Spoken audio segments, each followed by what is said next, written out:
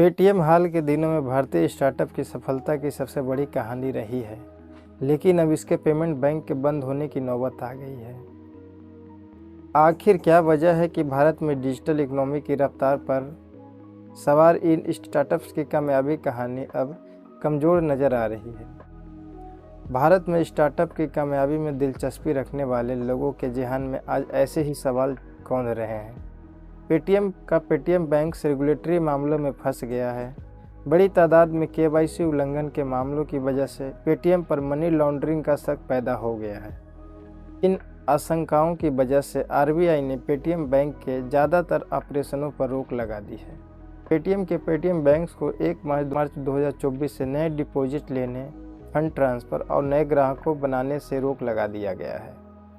RBI ने Paytm को एक ऑडिट फर्म नियुक्त करने का भी आदेश दिया है ताकि गड़बड़ियों का पता किया जा सके। पेटीएम बैंक्स में कई गड़बड़ी पाई गई है। इस मामले में जानकार सूत्रों के मुताबिक लाखों अकाउंट के केवाईसी नहीं हुए थे। कई लाख अकाउंट का पैन वैलिडेशन फेल हो गया था और कई सौ खातों का एक ही पैन नंबर था। कई मामले में तो हज़ारों अकाउंट्स का एक ही पैन नंबर था।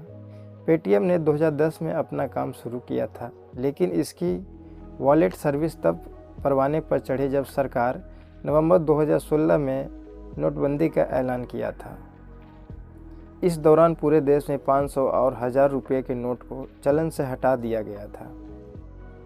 इसी समय कैशलेस ट्रांजैक्शन के जोड़ पकड़ने का सबसे ज़्यादा फायदा पेटीएम के पेरेंट्स कंपनी 197 कम्युनिकेशन को मिला। पेटीएम बहुजल्द भारत में डिजिटल पेमेंट सर्विस का पोस्टर बॉय बन गया और देश के कोने कोने में एक ही आवाज़ गूंजने लगी, पेटीएम करो, पेटीएम करो। इससे पहले मई 2016 में पेटीएम पेमेंट्स बैंक को लॉन्च करने की जानकारी देते समय जब इसके फाउंडर विजय शेखर शर्मा से पत्रकारों ने पूछा था कि आरबीआई के कड़े नियम रेगुलेशन की वजह से कई कंपनी अपने लाइसेंस सिलेंडर कर रही है, इस बिजनेस से निकल रही है, तो उन्होंने कहा था कि पेटीएम का शानदार सफ़र जारी रहेगा जब तक कोई अड़चन ना आ जाए। जनवरी 2017 में पेटीएम बैंक्स को लॉन्च मिला और उसी साल मई में इसने काम करना शुरू भी कर दिया। इसी बीच चीन की दिग्गज टेक कंपनी अलीबाबा और जापानी निवेशक कंपनी सॉफ्टबैंक के फंडिंग से पेटीएम के parents company 197 communication financial sector की बेहद ताकतवर कंपनी बनकर उभर चुकी थी। लेकिन 7 साल बाद ही पेटीएम का शानदार कामयाबी के रास्ते में रोड ब्लॉक आ गया। दरअसल पेटीएम की समस्या 2022 में इसके आईपीओ लॉन्च होने के बाद ही शुरू हो गई थी। मार्च 2022 में जब इसका आईपीओ लॉन्च होने के चंद दिनों के बाद ही इसके शेयर की कीमत 2150 रुपये के लिस्टिंग प्राइस पर 1/4 रह गई थी। उसी समय आरबीआई ने तुरंत प्रभाव से इसके पेरेंट्स बैंक को नए ग्राहक बनाने के लिए रोक दिया था। कहा जा रहा था कि पेटीएम बैंक ने अलीबाबा को अहम जानकारी लीक की थी। अलीबाबा की उस समय पेटीएम में 27% की हिस्सेदारी थी। अब एक बार फिर पेटीएम के शेयर धड़ाक से गिर रहे हैं। सोमवार को पेटीएम के शेयरों की गिरावट 761 रुपये से घटकर 438 रुपये तक पहुंच गई थी, लेकिन पिछले 3 सेशनों से यह गिरावट देखी जा रही थी। आरबीआई की कार्रवाई के बाद पेटीएम की पेरेंट्स कंपनी 197 कम्युनिकेशन लगातार क्राइसिस मैनेजमेंट में लगी हुई है।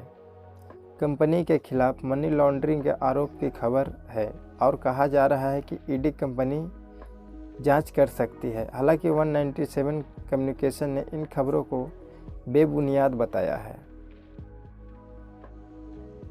अर्थशास्त्री और स्टार्टअप्स के गुरु कहे जाने वाले शरद कोहली ने इसकी वजह समझाते हुए उन्होंने कहा कि पेटीएम ने आरबीआई के कुछ कंप्लायंस फॉलो नहीं किया। 2 साल पहले पेटीएम के पेमेंट बैंक को लेकर कुछ सवाल जवाब किए गए थे, उन्होंने इसका जवाब भी नहीं दिया था और जो चेतावनी दी गई थी उसके मुताबिक भी खुद को नहीं सुधारा। इसी का खमियाजा आज उसे भुगतना पड़ रहा है। एक और विशेषज्ञ कहते हैं कि पेटीएम उस सेक्टर में काम कर रहा था जो रेगुलेशन के हिसाब से काफ़ी संवेदनशील है, यानी वहाँ नियम कायदे कानून पर आरबीआई की कड़ी नज़र रहती है। फिनटेक कंपनियों को आरबीआई के सारे नियमों का पालन करना पड़ता है। पेटीएम ने नियमों का पालन नहीं किया और आरबीआई की निगरानी की जद में आ गया। यहीं से उसकी समस्या शुरू हो गई।